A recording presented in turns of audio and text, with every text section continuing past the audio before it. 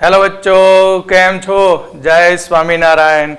આપણે alcohol, phenol અને ether સંયોજનની અંદર ફિનોલની રાસાયણિક પ્રક્રિયાઓ શરૂ કરી હતી. એમાં ઇલેક્ટ્રોન અનુરાગી વિસ્થાપન પ્રક્રિયામાં લાસ્ટ લેક્ચરની અંદર નાઇટ્રેશન ભણ્યા હતા. આજે આપણે આગળ વધીએ એની અંદર અને આજે જોઈશું halogenation.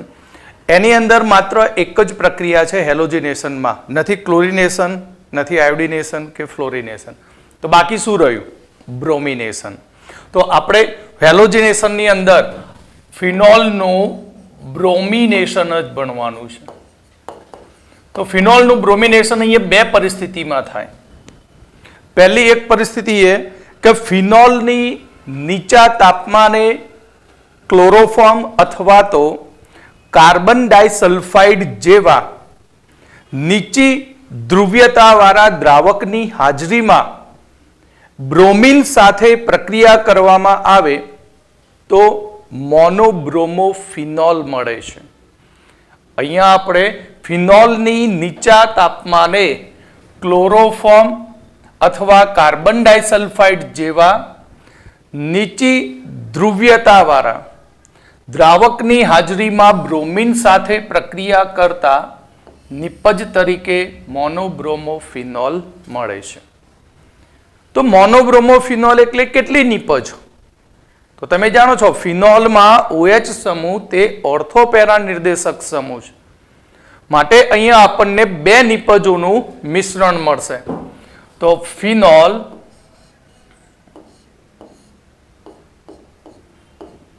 OH phenol Br2 carbon disulphide જેવો ધ્રુવ્ય દ્રાવક અને 273 કેલ્વિન ટેમ્પરેચર.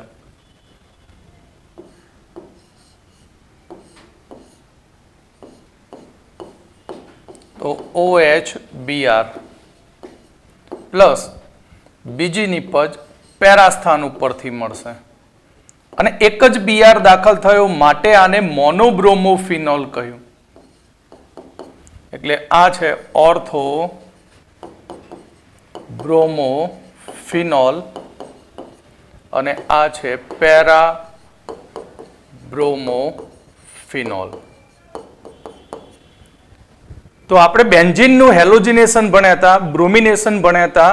તેની અંદર આપણે ઉદ્દીપક તરીકે FeBr3 નો ઉપયોગ કર્યો હતો, યાદ છે? બેન્ઝીનના બ્રોમિનેશનમાં આપણે FeBr3 નો ઉદ્દીપક તરીકે ઉપયોગ કરીએ છીએ જે લુઈસ એસિડ તરીકે વર્તે છે. તો કેમ FeBr3 નો ઉપયોગ કરેલો? એનું કારણ છે કે આપણે Br2 વાપરીએ છીએ, એમાં Br એ સહસંયોજક બંધ વડે જોડાયેલા છે અને બંનેની વિદ્યુત ઋણતા વધુ છે. પરિણામે એકને Br- બનાવવાનો, એકને Br+ બનાવવાનો છે. અને Br+ એટલે ઇલેક્ટ્રોન અનુરાગી છે. એટલે આપણે બેન્ઝીનના બ્રોમિનેશનમાં FeBr3 નો ઉપયોગ કરવાથી બ્રોમિનમાં ધ્રુવીભવન થાય. કારણ કે FeBr3 એ લુઈસ એસિડ છે જેને ઇલેક્ટ્રોનની જરૂર છે. પરિણામે એક Br ને શું કરે? અહીંયાથી ઇલેક્ટ્રોન મેળવવાનું સૂચન આપે તો ઇલેક્ટ્રોન મેળવીને મારી જોડે આવી જાય અને બીજા Br ને શું બનાવી દે? પ્લસ. એટલે બ્રોમિનનું ધ્રુવીભવન કરવા માટે બેન્ઝીનના બ્રોમિનેશનમાં ઉદ્દીપક તરીકે લુઈસ એસિડ FeBr3 નો ઉપયોગ કરવામાં આવે છે. જ્યારે ફિનોલના બ્રોમિનેશનમાં અહીંયા આપણને ઉદ્દીપક તરીકે FeBr3 ની જરૂર પડતી નથી. એનું કારણ કે અહીંયા બેન્ઝીન વલય સાથે OH સમૂહ જોડાયેલો છે અને બેન્ઝીન વલયનો કાર્બન એ sp2 સંકરણ ધરાવે. OH સમૂહ પોતે ધ્રુવ્ય છે. એટલે આ આઇટમ જ Br નું ધ્રુવીભવન કરી નાખે છે. પરિણામે અહીંયા ફિનોલના મોનોબ્રોમિનેશનમાં આપણને ઉદ્દીપક તરીકે FeBr3 ની જરૂર પડતી નથી. કારણ કે ફિનોલમાં બ્રોમિન અણુનું ધ્રુવીભવન કરવા માટે લુઈસ એસિડની ગેરહાજરી હોય. FeBr3 જરૂર નથી કારણ કે બેન્ઝીન વલય સાથે OH જોડાયેલો હોય અને એ પોતે જ વેરાયટી એવી છે કે પોતે ધ્રુવીભવન પામી જાય. એના કારણે બીજાનું પણ કરી નાખે ધ્રુવીભવન. માટે અહીંયા આપણને બ્રોમિનેશનની અંદર ફિનોલના FeBr3 ની જરૂર પડતી નથી. આ એક બ્રોમિનેશન થયું નીચા તાપમાને. પરંતુ જો તમે ભૂલથી ફિનોલની બ્રોમિન જળ સાથે ઓરડાના તાપમાને પ્રક્રિયા કરો તો તેમાંથી આપણને ટ્રાયબ્રોમોફિનોલ નિપજ મળે. કઈ નિપજ મળશે? ટ્રાયબ્રોમોફિનોલ, કે જે સફેદ અવક્ષેપ સ્વરૂપે હોય છે. જ્યારે ફિનોલની અહીં બ્રોમિન જળ સાથે ઓરડાના તાપમાને પ્રક્રિયા થાય છે અને ત્યાં આપણને 2,4,6 ટ્રાયબ્રોમોફિનોલના સફેદ અવક્ષેપ મળતા હોય છે. તો અહીંયા બેન્ઝીન, તેની ઉપર OH, ફિનોલ પ્લસ 3Br2 અને તે પણ વોટર ઓરડાના તાપમાને.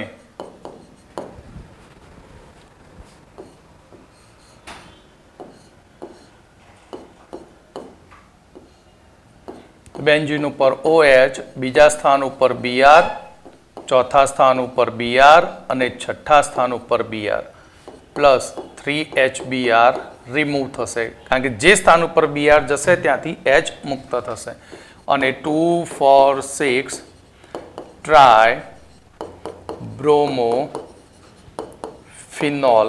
નિપજ તરીકે મળે.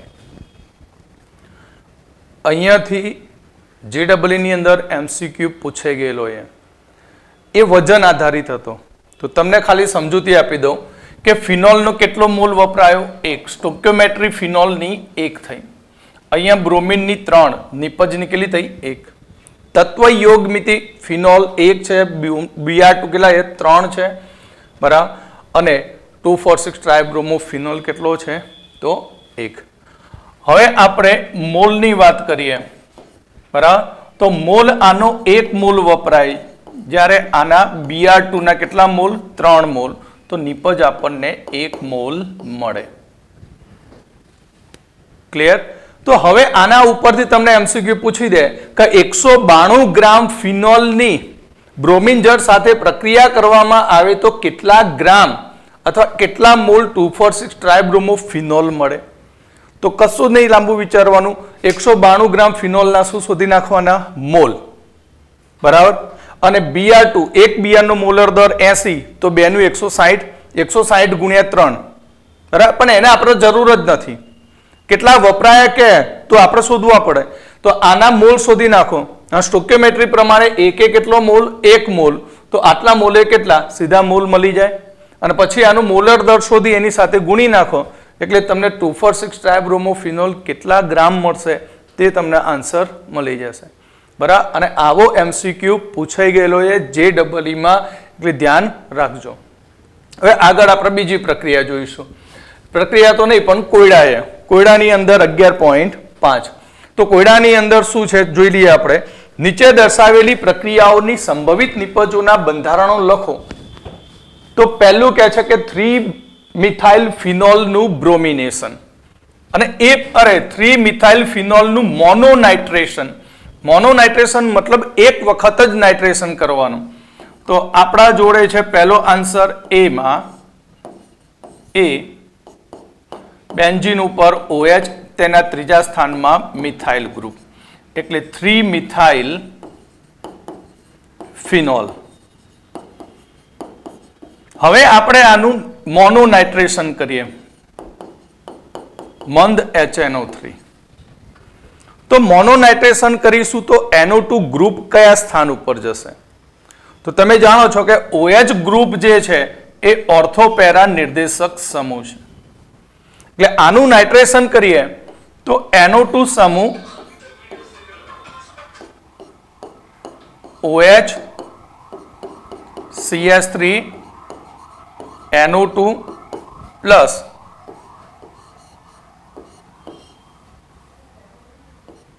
CS3, OH અને NO2. કયા કયા સ્થાન ઉપર ગયો NO2 ગ્રુપ? ઓર્થો અને પેરા. એટલે 2 નાઇટ્રો 3 મિથાઇલ ફિનોલ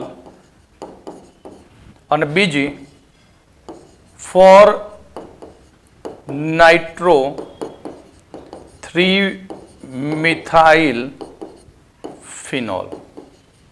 આ પહેલી નિપજ મળશે. Okay, clear? તો ચલો આપણે બીજો હવે જોઈએ. બી ની અંદર કહે છે કે 3 મિથાઇલ ફિનોલ નું ડાયનાઇટ્રેશન. બરાબર, 3 મિથાઇલ ફિનોલ નું ડાયનાઇટ્રેશન. ડાયનાઇટ્રેશન કયું છે?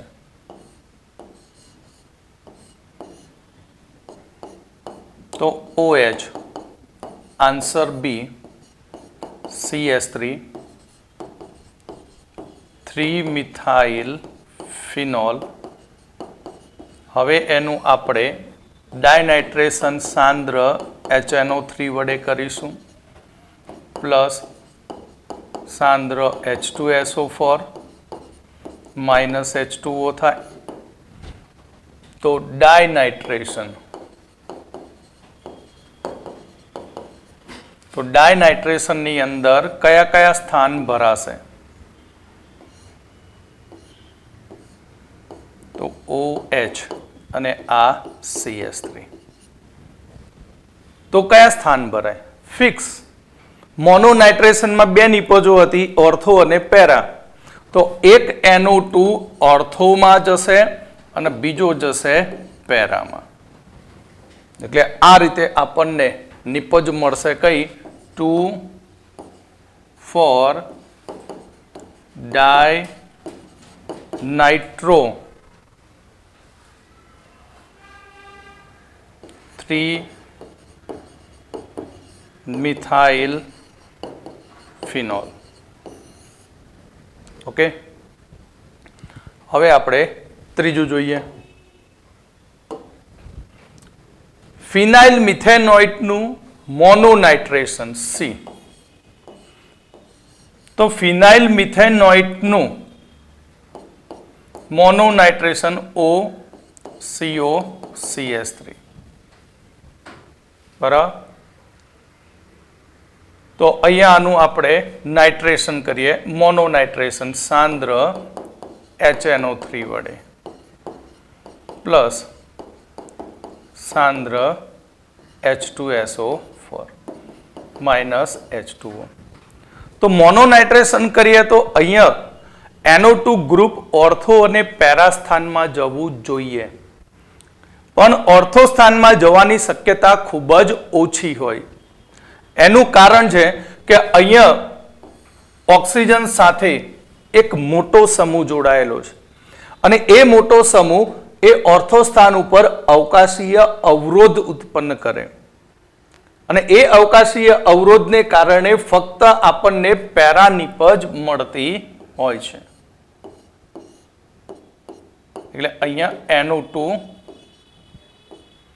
OCOCS3 એટલે કે 4 નાઇટ્રો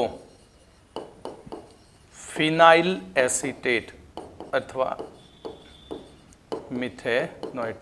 આઈ થિંક ભૂલ છે આમાં, પ્રશ્નમાં ચોપડીમાં મિથેનોઇટ ના હોય, ઇથેનોઇટ હોય અથવા તો એસિટેટ હોય, કારણ કે 2 કાર્બન છે આમાં. ઓકે, તો ચલો આગળ આપણે નવી પ્રક્રિયા, કોલ્બેજ પ્રક્રિયા. ફિનોલિક એસિડની બનાવટ અથવા સેલિસિલિક એસિડની બનાવટ. તો કેવી રીતે બને? તો આ પ્રક્રિયાની અંદર સૌ પ્રથમ ફિનોલની જલીય સોડિયમ હાઇડ્રોક્સાઇડ સાથે પ્રક્રિયા કરવામાં આવે છે અને તેમાંથી મળશે આપણને સોડિયમ ફિનોક્સાઇડ. હવે ફિનોલ અને સોડિયમ ફિનોક્સાઇડનું કમ્પેરિઝન કરીએ તો એ જે ફિનોક્સાઇડ છે એની રાસાયણિક પ્રતિક્રિયાત્મકતા એ ફિનોલ કરતાં ખૂબ જ વધારે છે. એટલે આપણે એમ કહી શકીએ કે ફિનોલ કરતા ફિનોક્સાઇડની ઇલેક્ટ્રોન અનુરાગી વિસ્થાપન પ્રક્રિયા એ ફાસ્ટ છે. પ્રક્રિયા કેવી છે? ફાસ્ટ છે.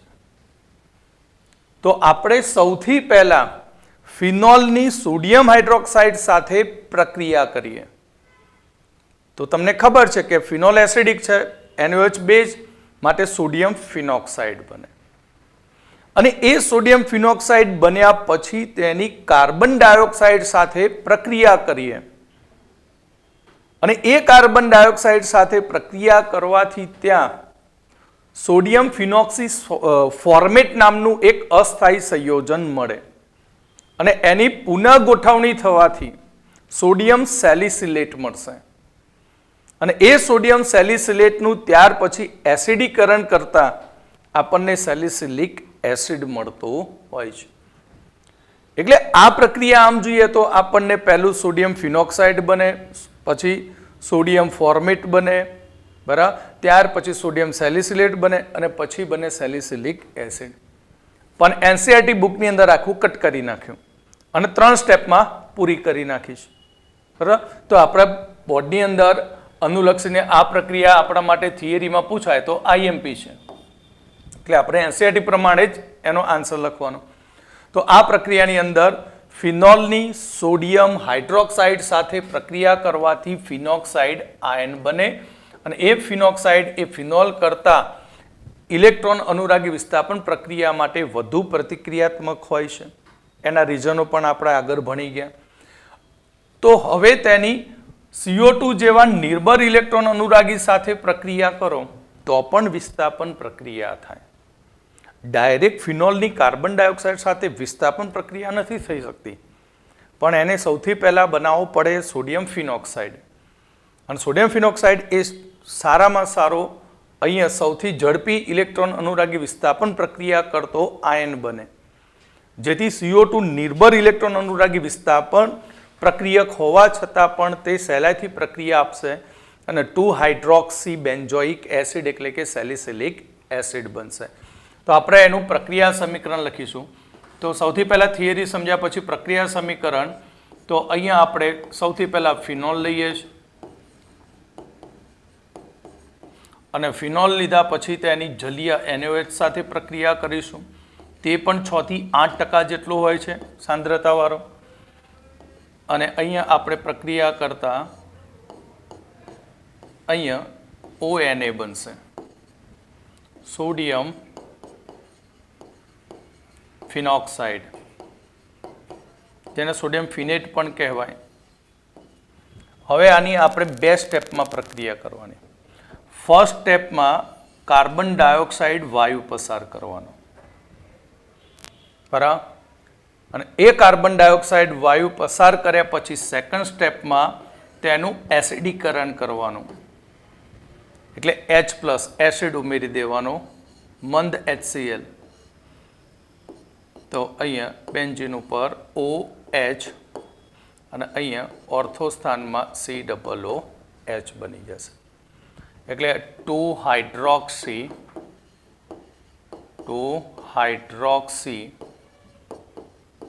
બેન્ઝોઇક એસિડ બને, જેને કહેવાય સેલિસિલિક એસિડ. અને સેલિસિલિક એસિડમાંથી 2 અગત્યના ઔષધો મળે, જે આપણે આગળ જ શીખી લીધા. કયા 2 ઔષધો? મિથાઇલ સેલિસિલેટ અને એસ્પિરિન. ત્રીજો પણ એક ઔષધ છે સાલોલ, પણ એ અહીંયા આપણે લેતા નથી. એ નીટ અને JEE લેક્ચરમાં આપણે ખાલી હાલમાં NCERT. ઓકે, તો આ હતી સેલિસિલિક એસિડની બનાવટ. હવે આપણે ત્રીજી પ્રક્રિયા જોઈશું. જો આપણે ફિનોલને ઝિંક ડસ્ટ, ઝિંક રજ, ઝિંક પાવડર સાથે ગરમ કરવામાં આવે તો તે બેન્ઝીનમાં રૂપાંતરિત થાય છે. એટલે ફિનોલ બેન્ઝીન ઉપર OH. ફિનોલને ઝિંક ડસ્ટ સાથે હીટ કરવામાં આવે તો બેન્ઝીન અને ઝિંક ઓક્સાઇડ બની જશે. આ પણ ખાસ ધ્યાન રાખજો, આગળ રિએક્શન પ્રક્રિયા સમીકરણ પૂર્ણ કરવામાં પણ ઉપયોગી બની શકે. એટલે કોઈ પણ એક ઇક્વેશન એવું આપેલું હોય કે જેમ કે પેરા બ્રોમોફિનોલ, તો પેરા બ્રોમોફિનોલમાંથી બ્રોમોબેન્ઝીન બનાવો. પેરા બ્રોમોફિનોલમાંથી બ્રોમોબેન્ઝીન, એટલે અહીંયા આપણે બીઆર ગ્રુપ મૂકી દઈએ. તો શું નીકાળવાનું ત્યાંથી? OH group. તો ફિનોલના OH સમૂહને દૂર કરવા માટે ઝીંક ડસ્ટ સાથે ગરમ કરો તો ફક્ત પેરા સ્થાન ઉપર અહીંયા શું રહેશે? માત્ર બીઆર, અને બની જશે બ્રોમોબેન્ઝીન. એટલે જ્યારે ફિનોલમાંથી બેન્ઝીનનું કન્વર્ઝન આવે અને ફિનોલ ઉપર ગમે તેટલા વિસ્થાપિત સમૂહ જોડાયેલા હોય, બરાબર, ઓર્થોમાં હોય, પેરામાં હોય, 2,4,6માં હોય, પણ બેન્ઝીન કન્વર્ટ કરવું હોય તો આપણે ઝીંક ડસ્ટ સાથે એને ગરમ કરી દો એટલે OH ગ્રુપ નીકળી જશે, બાકી બધા સમૂહ એના એ સ્થાન ઉપર રહે, ફરી પાછું નંબરિંગ કરી દેવાનું એટલે એનું IUPAC નામ બની જાય. ત્યાર પછી ચોથું છે ફિનોલનું ઓક્સિડેશન. ફિનોલની ક્રોમિક એસિડ. ક્રોમિક એસિડ એટલે કેવી રીતે બને? તો સોડિયમ ડાઇક્રોમેટ Na2Cr2O7 પ્લસ સલ્ફ્યુરિક એસિડનું મિશ્રણ કરો. સોડિયમ ડાઇક્રોમેટ એ ઓરેન્જ રંગનો હોય, નારંગી રંગનો. પછી એનું સાંદ્ર સલ્ફ્યુરિક એસિડ સાથે મિશ્રણ બનાવીએ એટલે લોહી જેવા લાલ રંગનું દ્રાવણ બને, જેને કહેવાય ક્રોમિક એસિડ. અને ક્રોમિક એસિડની મદદથી કાચના વાસણો ખૂબ જ સરળતાથી ઇઝીલી સાફ કરી શકાય અને જ્યારે નવા લાવ્યા એવા ફ્રેશ દેખાય. બરાબર, ક્રોમિક એસિડનો ઉપયોગ કેમિકલ લેબોરેટરીની અંદર કાચના વાસણોને વોશ કરવા માટે પણ કરી શકાય. તો ફિનોલનું ક્રોમિક એસિડ વડે આપણે ઓક્સિડેશન કરીએ તો આપણને ત્યાં એક સંયુગ્મિત કીટોન મળે છે. એટલે ફિનોલ ઉપર એક સાથે બે કાર્બોનિલ ગ્રુપ આવતા હોય છે, જેને કહેવામાં આવે છે બેન્ઝોક્વિનોન. પણ યાદ રાખો, અને આગળ ફિનોલના ગુણધર્મોમાં પણ ભણી ગયા, હવાની હાજરીમાં ફિનોલ ઘેરા રંગનો બની જાય, કારણ કે ત્યાં ફિનોલનું ઓક્સિડેશન થતું હોય. એટલે હવાની હાજરીમાં જો આપણે ઓક્સિડેશન કરીએ ફિનોલનું તો બેન્ઝોક્વિનોન બને ખરો, પણ એની પ્રોસેસ કેવી? એ ખૂબ જ ધીમી હોય છે. તો અહીંયા આપણે ફિનોલ બેન્ઝીન ઉપર OH,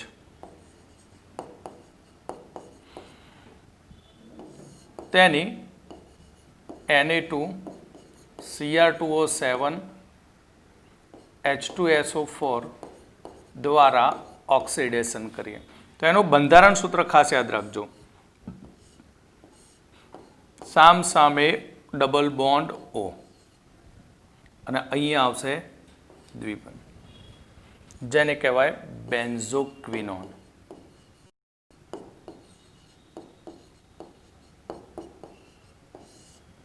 ઓકે, તો આ હતું ફિનોલનું ઓક્સિડેશન.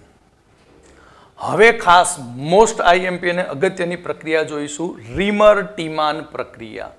રીમર-ટીમાન પ્રક્રિયાની મદદથી આપણે બે પ્રકારની નિપજો મેળવી શકીએ છીએ. એક છે સેલિસાલ્ડિહાઇડ અને બીજો છે સેલિસિલિક એસિડ. સેલિસાલ્ડિહાઇડ મેળવવા માટે આપણે ફિનોલની ક્લોરોફોર્મ અને જલીય સોડિયમ હાઇડ્રોક્સાઇડ સાથે પ્રક્રિયા કરતા ફિનોલના ઓર્થો સ્થાનમાં આલ્ડિહાઇડ સમૂહ દાખલ થાય છે અને સેલિસાલ્ડિહાઇડ નિપજ મળે છે.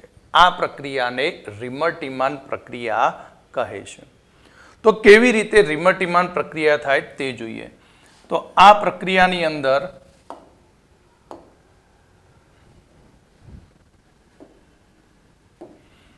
રીમર-ટીમાન પ્રક્રિયાની અંદર આપણે સૌથી પહેલા લઈશું ફિનોલ.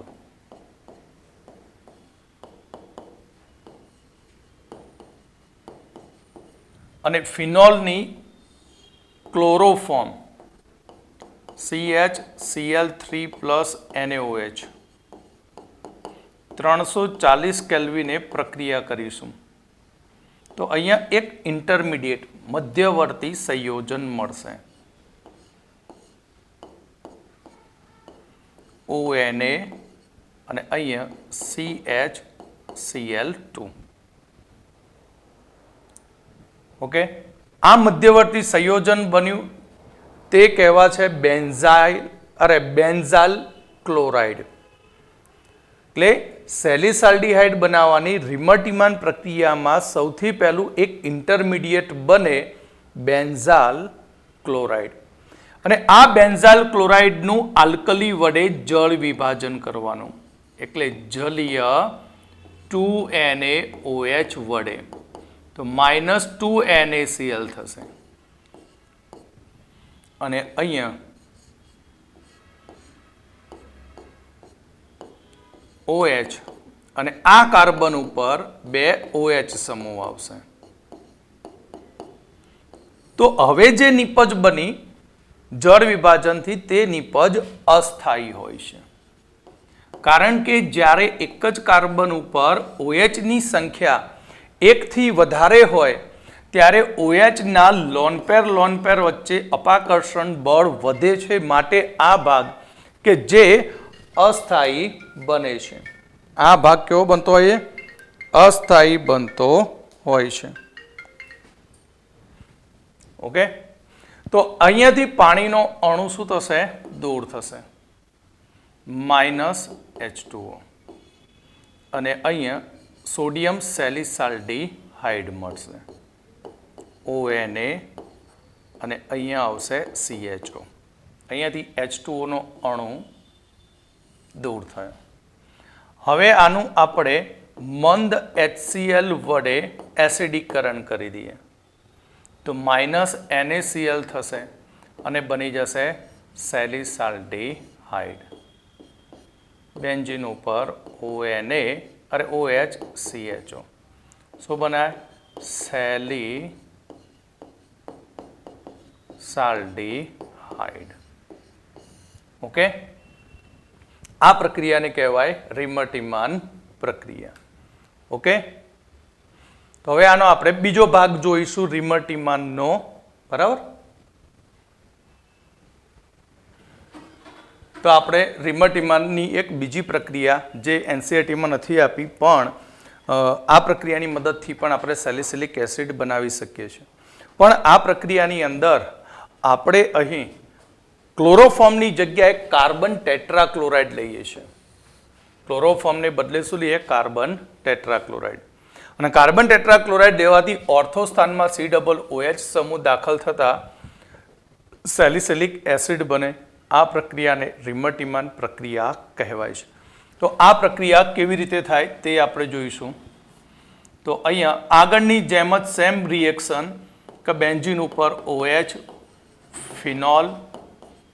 ફિનોલની આપણે CCl4+ જલીય NaOH, તો અહીંયા -H2O થશે, -NaCl પણ થશે અને નિપજ અને -H2O અને એક ઇન્ટરમીડિયેટ મળશે આ રીતે ONA અને CCl3. CCl3 એટલે અહીંયા આપણને મળ્યો બેન્ઝો ટ્રાયક્લોરાઇડ. આપણને શું મળ્યો? બેન્ઝો ટ્રાયક્લોરાઇડ. હવે આ બેન્ઝો ટ્રાયક્લોરાઇડનું આપણે 3 મોલ જલીય NaOH વડે જળ વિભાજન કરીશું. તો આગળ શીખવાડ્યું તે પ્રમાણે અહીંયાથી 3 Cl દૂર થશે, ONA અને અહીંયા C. એક જ કાર્બન ઉપર કેટલા OH આવી ગયા? 3. અને આગળ કહ્યું તે પ્રમાણે એક કાર્બન ઉપર OH ની સંખ્યા વધુ હોય તો આ અસ્થાયી બને. એટલે અહીંયાથી પાણીના અણુઓ દૂર થશે, બરાબર, -H2O.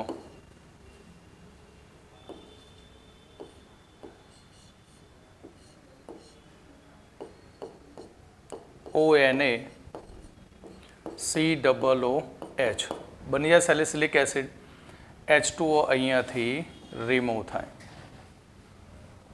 અને સોડિયમ સેલિસિલિક એસિડ મળશે અને એ સેલિસિલિક એસિડની આપણે મંદ HCl વડે એસિડીકરણ કરીએ તો બેન્ઝીન ઉપર OH COOH માઇનસ NaCl અને સેલિસિલિક એસિડ સેલિસિલિક એસિડ એટલે સેલિસિલિક એસિડ બનાવવા માટેની આપણે બે રીતો જોઈ. એક જોઈ કોલ્બે-સ્મિથ પ્રક્રિયા અને બીજી છે રિમર્ટીમાન પ્રક્રિયા. ઓકે, તો આગળ આપણે જોઈએ કોયડો નંબર 11.6. નીચે દર્શાવેલા આલ્કોહોલ સંયોજનોની HCl, ZnCl2, HBr અને SuCl2 સાથે પ્રક્રિયા કરવાથી અપેક્ષિત નિપજના બંધારણ સૂત્ર બનાવો. તો પહેલું આપણો પ્રક્રિયક લઈશું બ્યુટેન 1-ઓલ. તો એનું સૂત્ર CH3 CH2 CH2 CH2OH. Butane 1-ઓલ. હવે આની આપણે ત્રણ પ્રક્રિયા કરવાની. બરાબર, પહેલી લુકાસ કસોટી ZnCl2 હીટ કરીશું તો CH3 CH2 CH2 CH2Cl 1 chloro butane. ત્યાર પછી સેકન્ડ HBr સાથે પ્રક્રિયા અને HBr કેવો લેવાનો 57% મેં આગળ શીખવાડી લુકાસની અંદર જ. તો CH3 CH2 CH2Br 1 bromo butane. Okay, અને અહીંયા બંનેમાં દૂર થશે H2O અને આપણે આગળ શીખી ગયા SuCl2 શુદ્ધ હેલો આલ્કેન બનાવવાની રીત.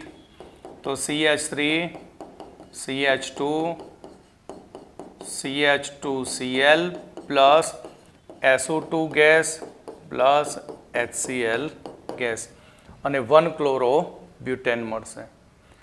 હવે આપણે બીજું બંધારણ લઈશું 2-મિથાઇલ બ્યુટેન 2-ઓલ. બરાબર, તો બીજા બંધારણની અંદર 2-મિથાઇલ બ્યુટેન તો CH3C બીજા કાર્બન ઉપર OH અહીંયા CH3 CH2 CH3 2-મિથાઇલ બ્યુટેન 2-ઓલ. હવે આની આપણે HCl સાથે પ્રક્રિયા.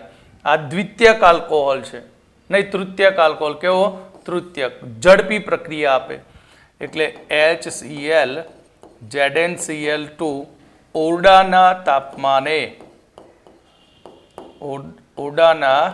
તાપમાને તો નિપજ CH3CCl CH3 CH2 CH3 નિપજ 2 ક્લોરો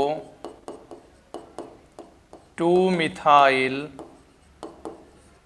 બ્યુટેન. HBr સાથે પણ same reaction CH3 CBr CH3 CH2 CH3. Okay, અને SOCl2 સાથેની પ્રક્રિયા. બરાબર, અને SOCl2 સાથેની પ્રક્રિયા એ અહીંયા આપણે તમે જાણો છો SN2 પ્રક્રિયા હોય. એટલે આના માટે આ પ્રક્રિયા થતી નથી. લખવી હોય તો કાગળ ઉપર એમનામ લખી શકાય. કઈ નિપજ? ઉપર મુજબની. ઓકે, ચલો આગળ કોયડા નંબર 11.7. 2-મિથાઇલ સાયક્લોહેક્ઝેનોલ નું એસિડિક ઉદ્દીપકની હાજરીમાં નિર્જલીકરણ. તો અહીંયા આપણું પહેલું નંબર 1 આ સાયક્લોહેક્ઝેન, તેના પહેલા કાર્બન ઉપર મિથાઇલ ગ્રુપ અને અહીંયા OH ગ્રુપ. હવે આનું એસિડ ઉદ્દીપકીય નિર્જલીકરણ. તો તમે જાણો છો શું બની જાય? આલ્કીન. તો ક્યાં આલ્કીન બનવો જોઈએ? જે કાર્બન ઉપર OH છે તેના પડોશના કાર્બન ઉપરથી H દૂર થાય. ધ્યાન રાખો, ખાસ અગત્યનું.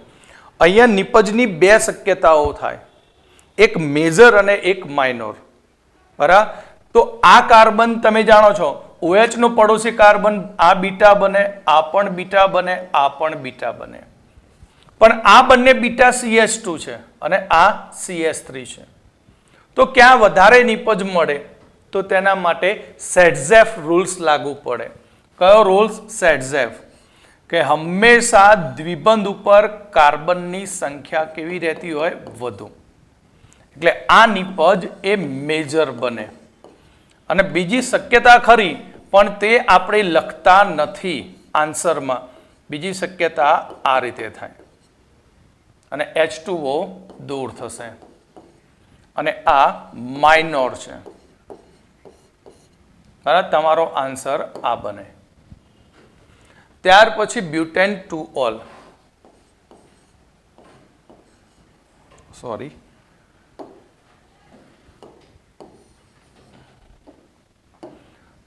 અરે butane 1-ol, CH3 CH2 CH2 CH2OH. Butane 1-ol નું એસિડ ઉદ્દીપકીય નિર્જલીકરણ -H2O. તો કઈ નિપજ મુખ્ય નિપજ મળશે? તો આનો પડોશી તો એક જ કાર્બન છે, બીટા. તો આ કાર્બન ઉપરથી OH, પડોશના કાર્બન પરથી જશે H. બરાબર? એટલે નિપજ તમને આ રીતે CH3 CH2 CH2 CH2 અરે સોરી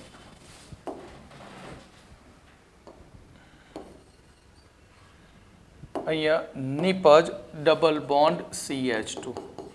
એક નિપજ તમને બ્યુટ 1-in મળે. અને બીજી નિપજ, આ નિપજ માઇનોર હોય છે. મેં આગળ શીખવાડેલું છે કે એસિડની હાજરીમાં જ્યારે પ્રક્રિયા આલ્કોહોલની થાય ત્યારે તેમાં કાર્બોકેટાયન બનતો હોય છે અને તે કાર્બોકેટાયન તેની સ્ટેબિલિટી માટે તેમાં પુનઃ ગોઠવણી પણ કરી શકે.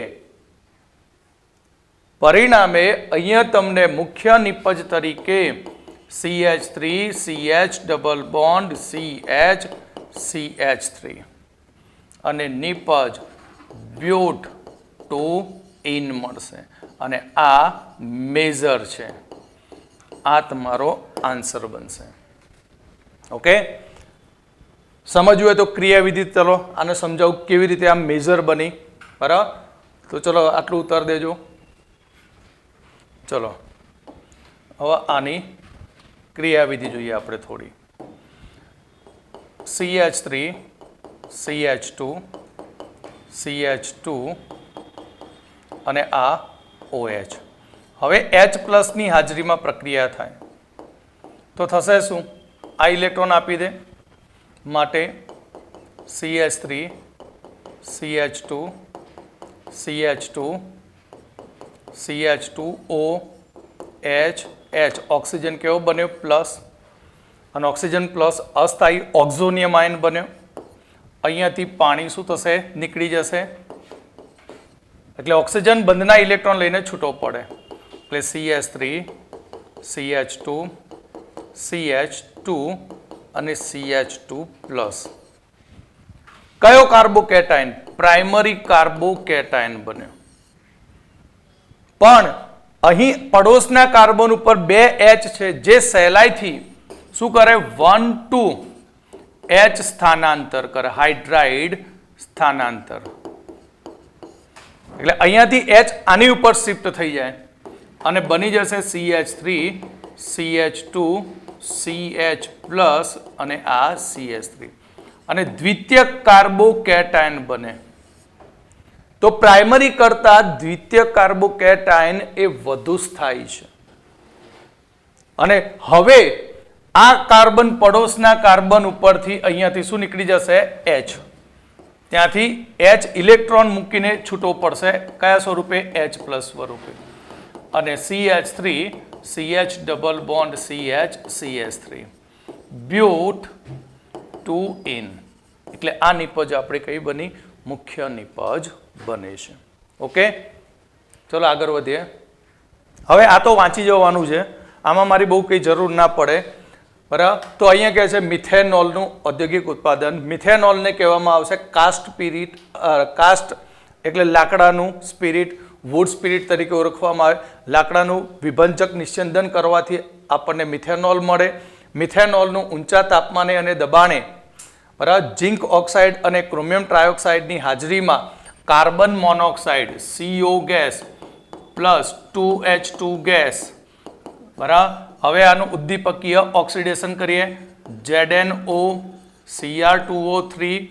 200 થી 300 atm પ્રેશર 573 કેલ્વિન થી 673 કેલ્વિન તાપમાને તો નિપજ તરીકે CH3OH મિથેનોલ નિપજ મળે છે ઓકે તો મિથેનોલ વિશે જોઈએ તો મિથેનોલ રંગવિહીન પ્રવાહી ઉત્કલન બિંદુ 337 કેલ્વિન તાપમાન બરાબર સ્વભાવે વધુ ઝેરી હોય છે મિથેનોલ ક્યારેય ના ડહાય કે ના પીવાય બરાબર મિથેનોલની ઓછી માત્રાના સેવનથી આંખે અંધાપો આવે વધારે પડતું પીવાથી મૃત્યુ પણ થઈ શકે પેપરમાં આપણે જાણીએ છીએ કે આ ચાલીની અંદર લઠ્ઠાકાંડ થઈ ગયું બરાબર આ એરિયામાં લઠ્ઠાકાંડ એ લઠ્ઠાની અંદર દારૂ બનાવવા ગયા હોય આલ્કોહોલ ઇથેનોલની જગ્યાએ બની જાય મિથેનોલ અને એ મિથેનોલ એ ઝેરી છે એની ઓછી માત્રાનું પણ સેવન કરવાથી આંખે અંધાપો આવતો હોય દેખાવાનું બંધ થઈ જાય બરાબર અને સાંજના સમયે પીધું હોય તો એમ લાગે રતાંતરપણાનો રોગ થયો એવું લાગે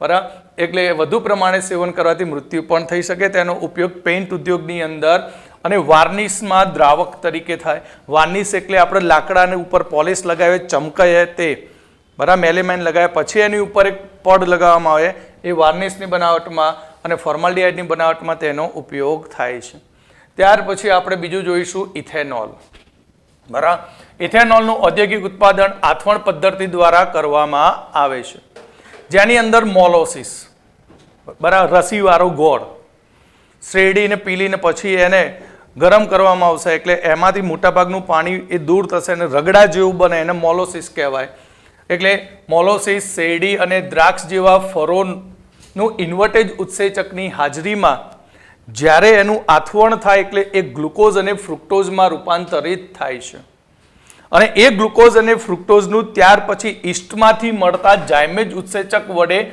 આથવણ કરવાથી આપણને ત્યાં ઇથાઇલ આલ્કોહોલ નિપજ તરીકે મળે છે બરાબર તો ઇથાઇલ આલ્કોહોલ બનાવવા માટે સૌથી પહેલું C12H22O11 બરાબર C12H22O11 આને આપણે કહીએ છીએ ખાંડ મોલોસિસ હવે તેનું ઇન્વર્ટેજ ઉત્સેચક વડે એનું આથવણ થશે તો ત્યાં આપણને C6H12O6 પ્લસ C6H12O6 ગ્લુકોઝ અને ફ્રુક્ટોઝનું મિશ્રણ મળશે તમે જાણો છો શીખી ગયા જૈવિક અણુઓ ચેપ્ટર ફિનિશ કરી દીધું આપણે એની અંદર ગ્લુકોઝની અંદર આલ્ડીહાઇડ સમૂહ હોય છે અને આમાં કીટોન સમૂહ બંનેના આણ્વીય સૂત્ર સરખા છે પરંતુ ક્રિયાશીલ સમૂહ જુદા જુદા માટે ગ્લુકોઝ અને ફ્રુક્ટોઝ બંને ક્રિયાશીલ સમૂહ સમઘટકો છે આમાંથી ગમે તે એક લઈ લઈએ તો C6H12O6 હવે આનું ઈસ્ટમાંથી મળતા જાયમેજ ઉત્સેચક